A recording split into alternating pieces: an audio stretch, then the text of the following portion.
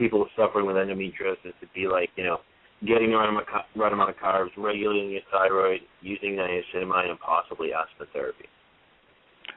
Yeah. Okay. Now, going a little bit more with estrogen, since we're on that topic, and we're talking about body temperature and pulse, which we'll talk about a little bit more.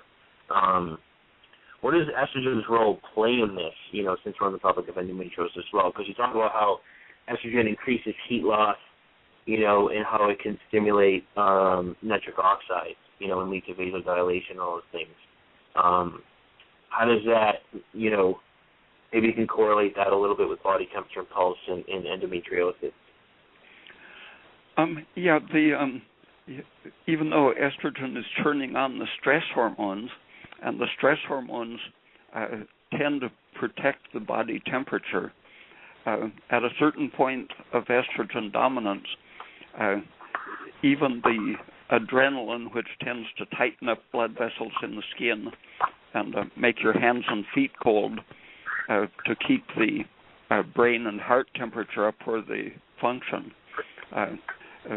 and the cortisol, which should keep churning your tissues over producing heat, even those aren't enough to keep your body warm, and so your temperature falls after a certain total exposure to unopposed estrogen.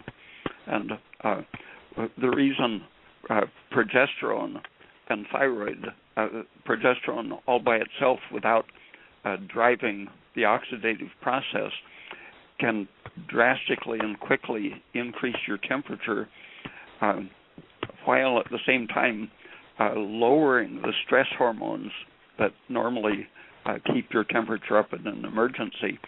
The progesterone is blocking the estrogen's effect, simply letting you return to a more normal set point in your temperature. And in doing that, it stops these mechanisms that cause flushing, such as nitric oxide, that causes vasodilation and turning red and feeling hot, which cause the falling temperature